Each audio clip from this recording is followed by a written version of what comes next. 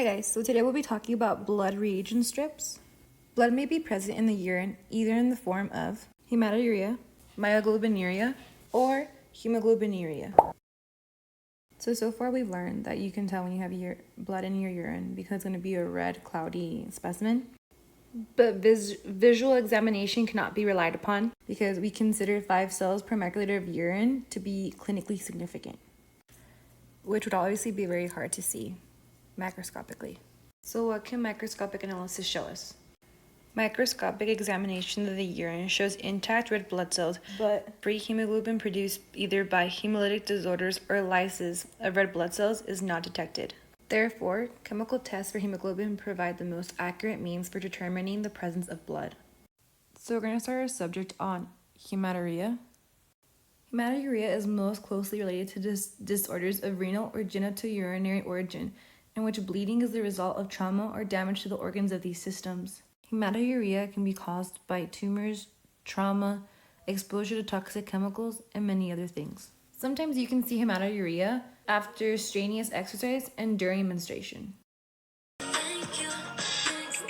Next on to hemoglobinuria. This may result from the lysis of red blood cells produced in the urinary tract, particularly in dilute alkaline urine. It may also result from intravascular hemolysis and the subsequent filtering of hemoglobin through the glomerulus. Since we have red blood cells lysing, we're going to see a lot of hemoglobin, right?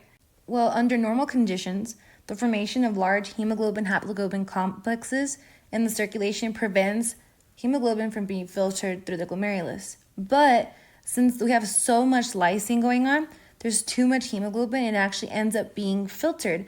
And this actually happens in hemolytic anemias, transfusion reactions, severe burns, and strenuous exercise.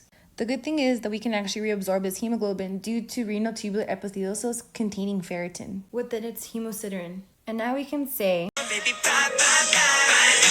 hello to myoglobinuria. Myoglobin is a heme-containing protein found in muscle tissue that not only reacts positively with the reagent strip for blood, but also produces a red-brown urine. In myoglobinuria, the presence of myoglobin rather than hemoglobin should be suspected in patients with conditions associated with muscle destruction. Examples of these conditions can be trauma, prolonged coma, convulsions, or muscle wasting diseases. In myoglobinuria, the heme portion of myoglobin is toxic and can lead to acute renal failure. How does it work? How does it work? How does it work?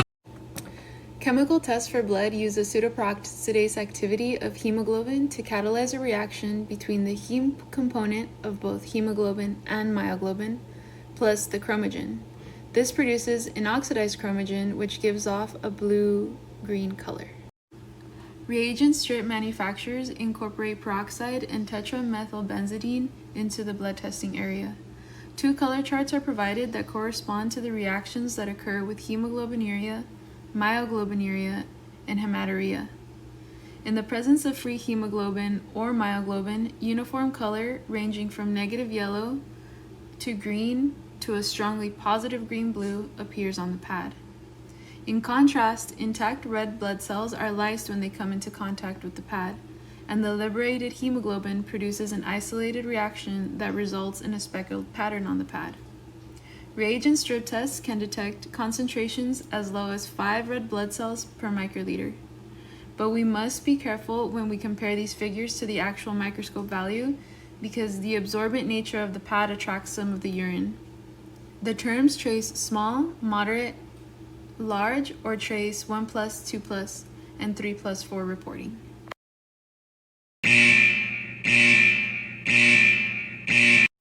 Reaction interference can be defined by false positive or false negative reactions. Some ways you can get a false positive reaction can be due to menstrual contamination, presence of strong oxidizing detergents in the specimen container, vegetable peroxidase, and bacterial enzymes. Escherichia coli peroxidase may cause false positive reactions, so it's good to check for sediments containing bacteria and also check for red blood cells. Traditionally, vitamin C has also been associated with false negative reagent strip reactions for blood. Both multi-sticks and ChemStrip have modified the reagent strips to reduce this interference.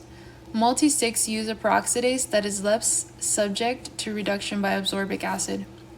And ChemStrip overlays a reagent pad with an iodate impregnated mesh that oxidizes the absorbic acid prior to it reaching the reaction pad. False negatives reactions can result when urine with a high specific gravity contains crenated red blood cells that don't lyse when they come in contact with the reagent pad. Decreased reactivity may also be seen when formalin is used as a preservative or when the patient is taking hypertension medication. Since red blood cells can settle at the bottom of the specimen container, failure to mixing the specimen prior to testing can falsely decrease the reading. Thanks for listening. We hope you learned a lot about blood today.